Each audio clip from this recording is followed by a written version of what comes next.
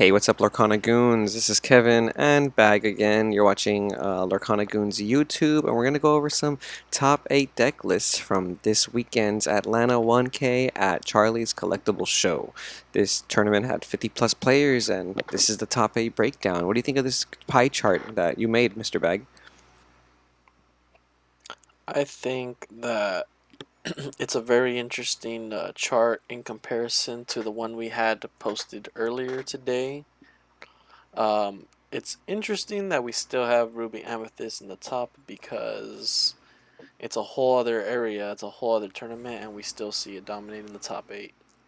But we do have a lot of little like spicy things as far as the sapphire amethyst and then the two different amethyst steel decks. Amber Steel decks, not I'm those. excited to get into those. Or amber steel deck. Excuse me. Too many A's, too many S's in his color combinations. Yep. All right, let's get into these. Starting off with our top 4, Mike Ann. He called this deck Death and Taxes. Oh, sorry, it's top 8, Death and Taxes. And this is one of the Amber Steel decks you were talking about. This has the You Have Forgotten Me combo.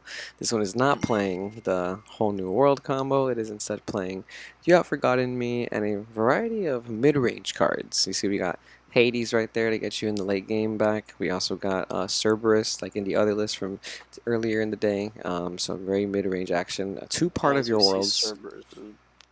Two part of your worlds in there. And then Kuna Matatas to make sure none of your booties die. What do you think? I think Cerberus is honestly the MVP steel card that we're seeing consistently across the board. And it's just a vanilla 5 mana, 5/6, 1 lore, not very great stats, but it's just. It must have a lot of pressure against other decks because people keep putting it in. I've seen it in ladder. I'm Hmm. surprised to see it here again. I'm And not. this deck is interesting to not see Whole New World. Whole New World is pretty powerful, especially in the Amber Steel deck.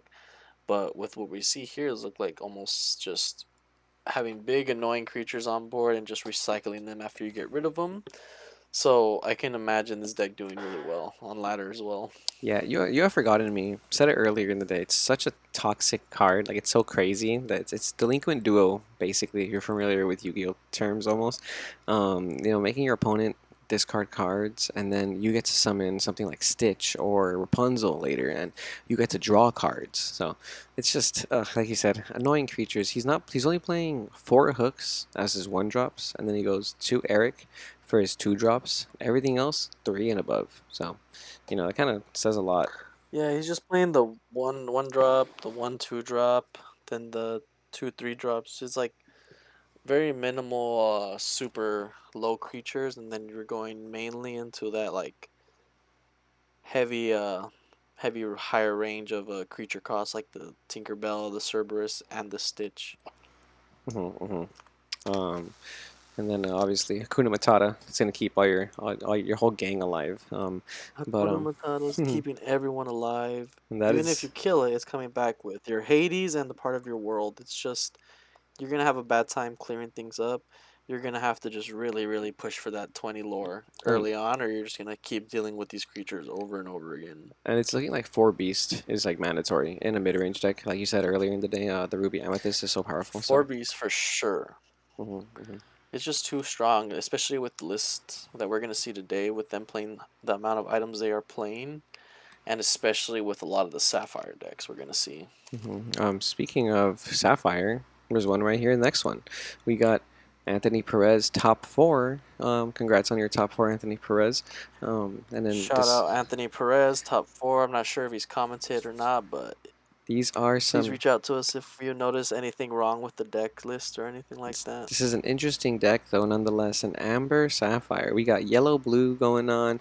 A lot of cards in this deck that I don't normally see play in the metagame, like Maximus, the 3 drop, the one that does 3/3/3, 2 support, and then we also have the Eye of the Fates, the item we saw earlier in the day, making another cameo appearance in this top 8 deck list. This card is so strong, bro. Eye of It's the Fates. Let me talk about Eye of the Eye Fate of real the quick. Eye Fates. of the Fate, it's like a character that you cannot get rid of because it gives a lore every turn, a character with 1 lore. The only way you can get rid of it is if you play something like Beast or you're playing something like Break, which are both silver cards. I don't think there's any other card in the set that helps you get rid of items. So having this in combination with like a Grandma Tala, it's so crazy because normally you just leave Grandma Tala on the board. You don't really care that it's there. It doesn't get the lore until it dies. But if you're, I mean, the ink effect until it dies. But if you're giving it an extra lore every turn, that Grandma Tala is getting so much more pressure, so much more value.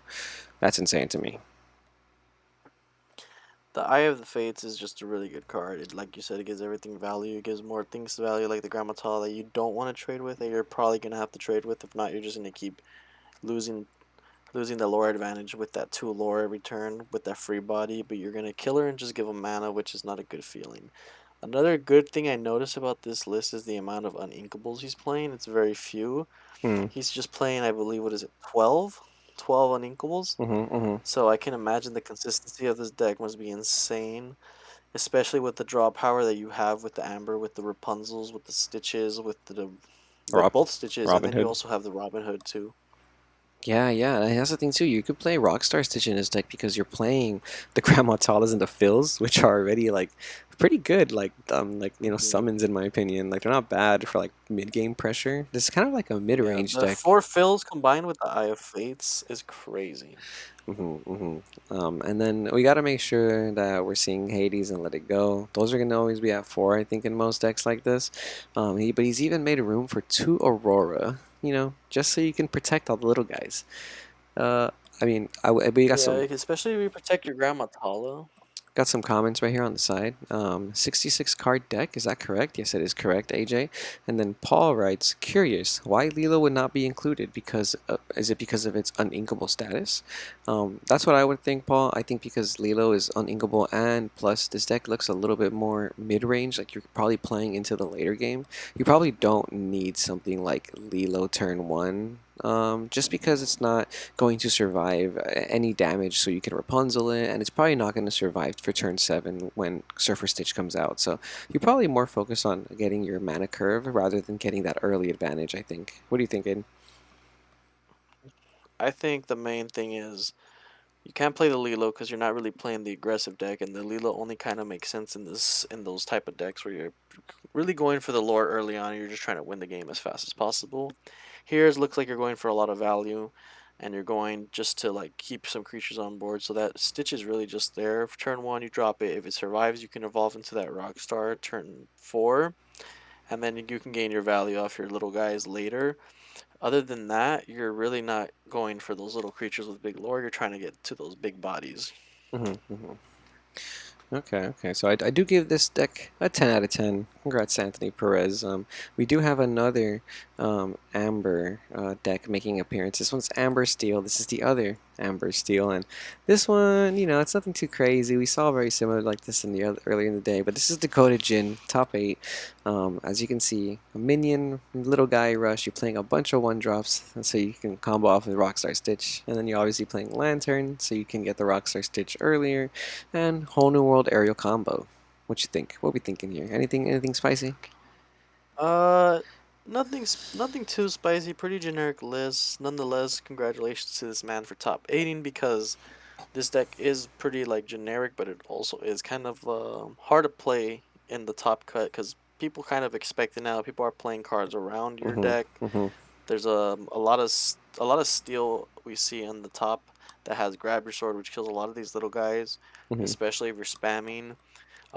We're noticing with the people that are playing. What else are they playing on here? Later on the list. Oh, actually, there's none on this meta, right? In this top 8, I believe. There's no steel sapphire, but against steel sapphire deck, it's also just like you get that grab your sword pretty early in sapphire. I noticed they're only playing three of both versions of Tinkerbell, like 3 and 3. I don't know if they were like. I mean, I could see it. Mhm.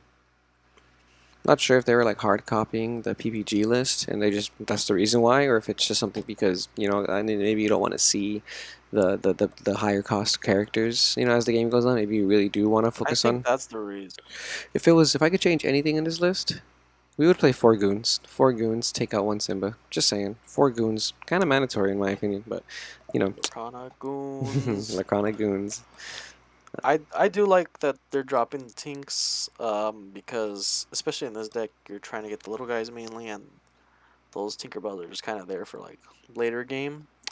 How do you? I guess the cycling's still pretty good. That's why it's at 3. But I mean, I remember seeing someone at locals not even playing Little Tink, Mm-hmm. and Hmm. so I could see them messing with the numbers a little bit there. What do you think about Lantern? Mm, to be honest, Lantern, it's a good card, but it's like if you don't see it, you don't really miss it. Especially like in a deck like this where you're just kind of playing your cards. So if you don't really have it like turn 2, it's kind of just dead for the remaining of the game because it kind Hmm. of weird.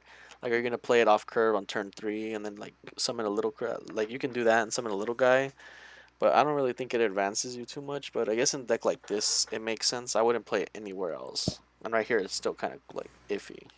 Yeah, I'm thinking like summoning Stitch on turn 3, like big Stitch, like little Stitch into Rockstar Stitch. It's probably like the best play you can do, and like it's probably is a game-changing play. Like you might just win if you do that Yeah, but turn, but like I said, you need to hmm. have that lantern. Stitch combo, Wombo combo. But speaking of not anything else, let's go to this cool list right here. This is top 8. We're gonna have a Amethyst Sapphire by Stan Gasquo. This is probably the most unique deck list I've seen. A mix of purple and blue. Not that many blue cards though. It seems like it's really more about the purple control draw power, but you're really finishing it off with like the big bodies of Maleficent and then the removal of Hades and Let It Go. What do you think? I like this list a lot. I really want to try this on Pixelborn like right now. Any any blue deck that fits in that Maleficent 5 mana 3/6 3 lore, honestly, just amazing in my opinion because that's so much pressure. And then especially with the type of deck this is, because we're not playing that many blue cards, we're just playing the really like toolbox kind of cards, Hmm. with the exception of like the Mickey trying to give us that one extra lore on turn 3 possibly, Hmm. because that is our only turn 3 option if we're not drawing with Maleficent or hitting with Rafiki. So I mean that's the ideal turn 3, I assume, because then we can just go straight into 5 mana and either drop our Queen, drop our Maleficent, and if we already have the Cauldron going, then we're in a good spot. So I can see the reason why we're not playing so many Ram cards, because if we see that Mickey turn 3, then by turn 4 we should be able to drop a pretty big booty creature or get to start draw power. Yeah, start getting some advantage off there after turn 3, and then even in the later game, I feel like turn 7, if you summon a Mickey and then play friends on the other side, like you're happy, you know. Like this deck seems like kind of it can go a long match. Like it just doesn't seem like it's really gonna try and close the game out anytime soon. So I'm thinking maybe this is like one of the better lists because it can grind out certain Yeah, I would things. try it too. I would, if we can get in contact with the actual person that played this, or if he's commented, I would really want to know his reasoning and or opinion and thoughts post game, post tournament with that scar. Oh yeah, Seeing how relevant that 6 mana 5/4 was when you play this card, chosen opposing character gets -5. -5 What was it? power. Attack this turn Yeah, that's kind of good. power. A little underrated. That's yeah. I want to. I see it, but I want to know how often. Like, oh yeah, let me subtract 5 from you and just crash into something. How like often that really does happen, because you don't really have a lot of strong creatures where you're really going to be like crashing into anything, because you have the Maleficent at 3 power, Mhm. Ursula at 2 power. Mhm. The only other thing that might is the highest thing you can do without that scar is the 4 power with the Queen or the Robin Hood. That's true. That's true. So like you're not really. I mean, if you're doing it multiple times, I guess. So I just want to know how it worked out for him. No, I get it. I get it. I do like that this deck is playing Magic Mirror and Cauldron. I don't feel I feel like no other deck plays either of those cards except for Ruby Amethyst control. So seeing the combination in a deck like this, kind of nice, kind of spicy. And then he's playing the Mickey It's Brooms. good, and it's only at 1/1. Playing Mickey Brooms. I know you don't like that. I I think don't like making brooms. in this deck, I think you need to play Brooms though, because your only removal is Let It Go, Hades, and maybe Rafiki. And like shuffling those back into your deck and being able to draw them back with friends on the other side or Maleficent, even just shuffling in the fourth one back so that your odds of drawing one are like Mm. are higher, I think is super important with a deck like this. So that seems kind of relevant. Maybe you don't need four of the big Yeah, Mickey, you but definitely max out. yeah, I do think recycling your very few Definitely max out on all your removal spots. spot removal, Hmm 100%.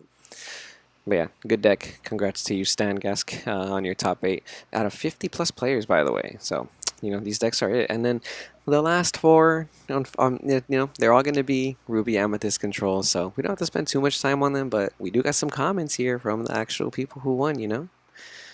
But what do you think of this one? We got So the first one is by James Miller. James Miller. So we got He's this playing. James He's Miller. playing Seems really six. He's cool. playing six one drops, and then he goes into the only thing really different I can notice is the Jetsam. It's an evasive Jetsam. The Um, Jetsam is interesting because it's at 1, and I'm assuming it's just for the evasive, but 4 mana 3/3 1 of, like, maybe one evasive it gets rid of. mm, I'm really curious to see how that did and if he's going to keep it in.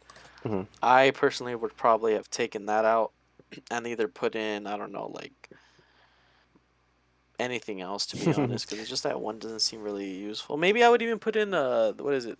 Um, Goofy. Pongo or Tigger or Oh, something? okay. You can Or put Goofy, Goofy. sorry. Goofy's the one with Goofy Pongo or Pongo. Goofy. So you can put Mickey BLT. The brave little tailor Mickey. If you want something a little stronger with evasive, but I think it's just nice to have an evasive option. I get it, but I also kind of same thing. How often do you see it when you need it? Um, only And two. especially at 1, like, nah, I don't know. Only two items, one of each, and then only two Aladdin Street Rat. Other than that, everything seems pretty generic. Two Big Elsa. So he seems like he's cutting back on like some cards to play more early game, like the two extra copies of like the one drop Tibbs, and like four I don't Gaston. know about those extra early 1 drops. Like, I feel like you could have taken out the Tibbs and put in another Jetsam if you're going to play the Jetsam. The Tibbs. So at least you can see the evasive, and I mean it's still inkable at the very least. I think the 4 Archimedes is enough for your early. Mhm. Okay, let's go to the next one because we already know what this deck does. We don't got to talk too long about it, but we got another one here. Top 4, Kendall Bertitre. Congrats to you on your top 4 Very finish. similar. Very similar, but this guy's playing two mirror. He's actually playing Shield of Virtue. But other than that, also very similar. He's not playing the Tibbs, but the ratios for Dragonfire, Be Prepared, Draw 4. Took out the Tibbs, took out the Jetsam. He added 2 shields and That's what about else? it. And I guess one more Aladdin. Very innovative, buddy. Nah, I'm just kidding. I mean, hey man, you gotta play what you gotta play if you want to win, and sometimes this deck just can produce the best results. So if you're one of the players that There's no knows what they're reason. There's doing, no reason not to play this deck. oh yeah, no, there's no reason. It's a good deck, very good deck. Now so much that we have another top 4 here from Zan Side, top 4. This one is a little different though. I like this one. You mentioned it earlier. The Olafs. Olafs are pretty cool. He also got LeFou right there. And then he is playing two Rabbit Watch, two Cauldron, two Mirror. Very good on the items. I personally like Ursula as well, so there you go. What do you think? Honestly, this is the deck. This is the deck that would have won because you said they split, I believe, top 4. Yes, So yes, they did. if they would have played it out, I think this deck would have been the one to win the whole event. I know there's people saying the 4 Cauldron in the comments. I know they're saying there's a lot of uninkables in a deck like this. Oh yeah, four But Cauldron. The four I mean, Cauldron. if you 4 Cauldron is crazy. You want to see the Cauldron, you need the Cauldron, especially if you're playing 68 cards. You need to manipulate those cards a little bit that you're going to be drawing, especially if you're not mulligan. If you mulligan and don't get exactly what you need, because with this many cards, I've played it with a 70 card deck. There's a lot of good cards in there, but there's also a lot of cards you don't want to see, and that Cauldron really helps you manipulate it. Even at 4, like let's say you put 2 on board, you're just cycling through your deck even faster. So I see no problem with it. I could imagine the uninkables becoming a problem with the amount that is in the deck, but I think that also gets spread out a little bit with the amount of extra cards he's playing. He's Mm-hmm. playing 68 cards, so Mm-hmm. I think it gives him a little more room for uninkables. And I think if he does his mulligan properly and gets a good setup, it's not gonna bother him, especially if he knows his deck It stops being and an the way issue. that this is built. Mm-hmm. I think he knows his deck. Yeah, the uninkables things, it stops being an issue when you have Cauldron on board because you get to control your draw. So you can just not draw your uninkables when you don't want to, which is pretty crazy. And Zan's side even left a comment right here giving us some feedback on the deck. He put, I played 68 cards because it gave me an advantage in the mirror and against Emerald Steel, which mills you out using a whole new world many times. I should not be playing Little Aladdin. Instead, I should be playing two Virtue Shield, Untapped Shields. They are essential in the mirror match. I think the cauldron is broken. Yeah, I could see that. It feels like Sensei Top. Having one prevents you from drawing more, and you are usually you're usually happy having two. So there you go. Exactly. Having more than one means you're not gonna see it again. Having two is great, he said. Four cauldron must be the way, man. I don't know, Zan's side with the four cauldron here. The list before Yeah. this was only playing Or one. Cauldron, two activated. The Amazing. list before this wasn't playing any Cauldron actually.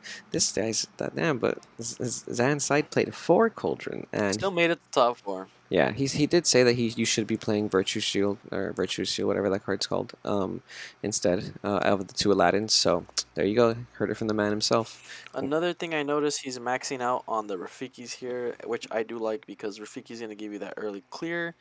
Even to this day on ladder, I forget about the Rafiki, and the Hmm. Rafiki comes down. I'm like, Rafiki's so crazy. Like 3 mana, 3/3 with rush, uninkable, but that thing really helps you clear.